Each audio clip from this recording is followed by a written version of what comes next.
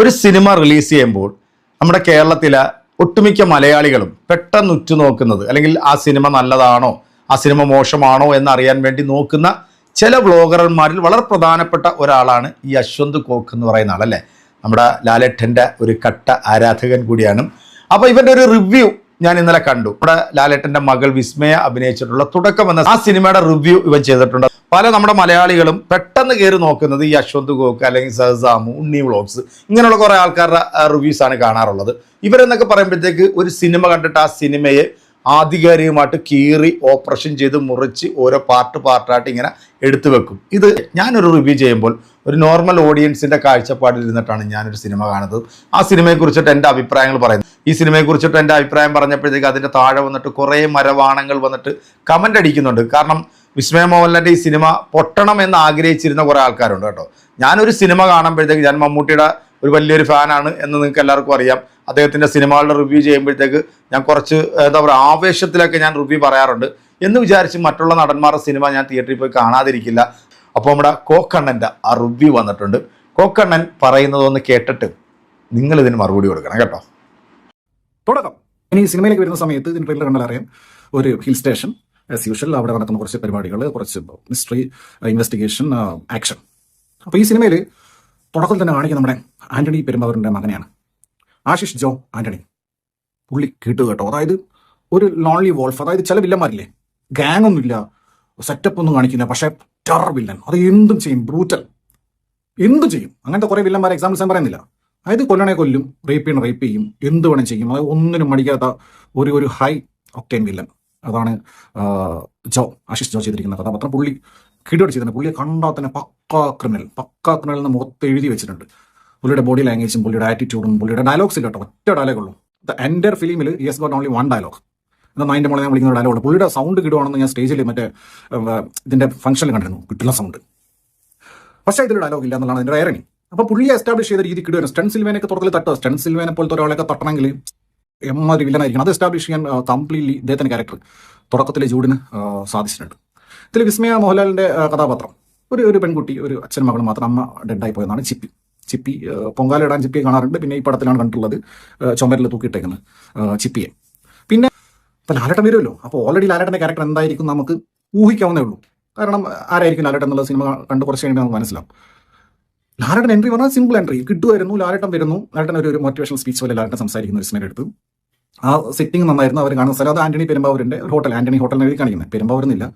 അപ്പോൾ അവിടെ ലാലേട്ടൻ വന്നു, ലാലേട്ടൻ സംസാരിച്ചു, നല്ല സെറ്റായിരുന്നു. അത് കിട്ടില്ല സ്കോറൊക്കെ ജെയ്ക്സ് കൊടുത്തു, എലവേഷൻ സ്കോറൊക്കെ കൊടുത്ത് അങ്ങനെ അങ്ങനെ പോകേണ്ട സിനിമ പെട്ടെന്ന് ടു ബി ഫ്രാങ്ക് നശിപ്പിച്ചു. ഒരൊറ്റ സീനിന് ഒരു സിനിമ സ്പോയിൽ ചെയ്യാന്നുള്ള എൻ്റെ പെർഫെക്റ്റ് എക്സാമ്പിളാണ് ഈ സിനിമ. അതായത് ഇല്ല, ലാലേട്ടൻ ആരാ നമുക്ക് ഇവർ ഈ സിനിമ കൂടെ കാണിച്ചു തരണം, അല്ലെങ്കിൽ ലാലേട്ടൻ ഫൈറ്റ് ചെയ്യും, അല്ലെങ്കിൽ ലാലേട്ടൻ ഓറയുണ്ട്, ലാലേട്ടൻ മാസ് കാണിക്കും. ഇതൊക്കെ കാണിക്കാൻ വേണ്ടി എടുത്ത സിനിമയാണോ? അതല്ല, ഇത് വിസ്മയുടെ സിനിമയാണ്, ആ ക്യാരക്ടറിന്റെ സിനിമയാണ്, ആ ക്യാരക്ടറിന്റെ ജേണിയാണ്, ആ ക്യാരക്ടറിന്റെ സ്ട്രഗിളാണ്, ആ ക്യാരക്ടറിന്റെ എക്സിസ്റ്റൻസ് ആണ്, അവരുടെ ഫൈറ്റിംഗ് ആണ് ഈ സിനിമ. അതിനകത്ത് ലാലേട്ടൻ വന്ന് ഡയലോഗ് പഠിച്ചു പോയി. ശരി, ഇത് ഹൃദയപൂർവ്വ സിനിമയിൽ ഇതുപോലെ ഉണ്ടായിരുന്നു. സത്യകാട് കാണിച്ചത് ലാലേട്ടൻ്റെ ഫൈറ്റ്, ഏത് ബൈപ്പാസ് കഴിഞ്ഞ് ഹാർട്ട് പേഷ്യൻ്റ് ആയിട്ടുള്ള ലാലേട്ടൻ ഫൈറ്റ് ചെയ്യുന്നു. ആ സിനിമയിൽ പിന്നെ ഒപ്പിക്കുന്നത് ഇതിൽ വളരെ മോശം എന്ന് പറഞ്ഞാൽ ഇത്രയും മോശം ഒരു സീൻ അവിടെ കൊണ്ടുവച്ചത്. എന്ത് കാര്യത്തിന്, ആർക്ക് വേണ്ടി? ഫാൻസിന് കാണാൻ വേണ്ടിട്ടോ, ഫാൻസിന് കാണാൻ വേണ്ടി ഖലീഫയിൽ ലാലേട്ടൻ വന്നോട്ടെ, അങ്ങനത്തെ പടത്തിൽ വന്നോട്ടെ, ഇനി ബബ്ബയിൽ വന്നിട്ട് അവരാഴ്ച ആണെങ്കിൽ അതിൽ ലാലേട്ടൻ വന്നു പോയിട്ട് അതൊന്നും കുഴപ്പമില്ല. ഇത് ഇങ്ങനെ സിനിമയിൽ നല്ല ഫ്ലോയിൽ ഒരു അത്യാവശ്യം ഗ്രിപ്പിംഗ് ആയിട്ട് പോയിക്കൊണ്ടിരിക്കുന്ന സിനിമയുടെ മൊത്തം ടെമ്പറമെന്റ് നശിപ്പിച്ച് ആ മൊമെന്റം മൊത്തം കൊണ്ട് കളഞ്ഞ് പടം കാണാനുള്ള മൂടെ പോയി. പിന്നെ ലാലേട്ടൻ വന്ന ഫൈറ്റ് ചെയ്തത് എന്തിനാ ഫൈറ്റ്?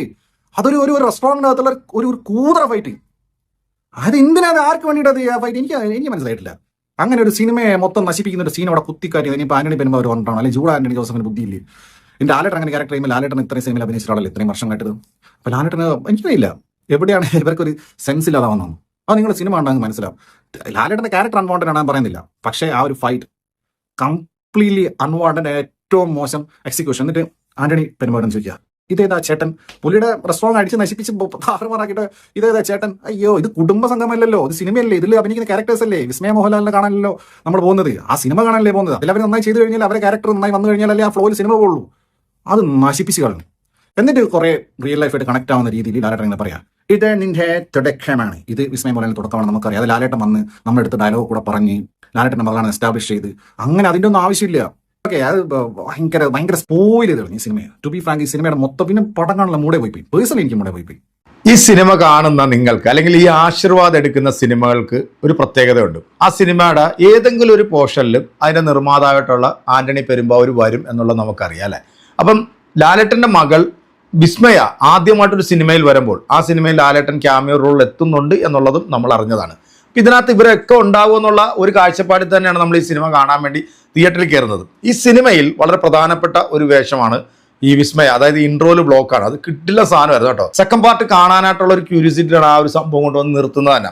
ഒരു സ്ത്രീ അപ്രതീക്ഷിതമായിട്ട് ആ സ്ത്രീയുടെ മുമ്പിലേക്ക് ഒരു ക്രിമിനൽ ചാടി വീണ് കഴിഞ്ഞാൽ അവൾ ഇനിയിപ്പോൾ എത്ര വലിയ അഭ്യാസം പഠിച്ചവളാണെന്ന് പറഞ്ഞാലും ഒരു നിമിഷത്തേക്ക് ചിലപ്പോൾ പാളിപ്പോകും. ആ ഒരു സിറ്റുവേഷൻ ഈ ചിത്രത്തിനകത്തുണ്ട്.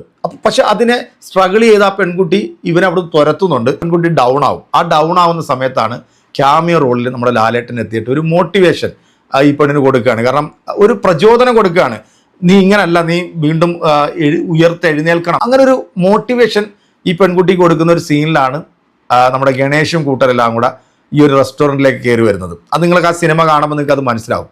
ആ ഒരു സിറ്റുവേഷൻ എന്താണ്, അല്ലെങ്കിൽ ആ സിറ്റുവേഷനിൽ അവിടെ എന്താണ് ചെയ്യാൻ പോകുന്നത് എന്നുള്ളത് നമുക്ക് മനസ്സിലാവും. അപ്പോൾ അവിടെയാണ് ലാലേട്ടൻ്റെ ആ ഒരു ഫൈറ്റ് സീക്വൻസ് കാണിക്കുന്നത്. അത് നല്ല കിടിലനായിട്ട് തന്നെ പുള്ളി അത് ചെയ്തിട്ടുണ്ട്. ഞാൻ പറഞ്ഞില്ലേ, ഇതിനു മുമ്പ് ബബ്ബ അതുപോലുള്ള ചില സിനിമകളിലൊക്കെ ലാലേട്ടൻ മറ്റ് കോമാളിത്തരം കാണിച്ചപ്പോഴത്തേക്ക് ശക്തമായിട്ട് എതിർത്ത ഒരാളാണ് ഞാൻ.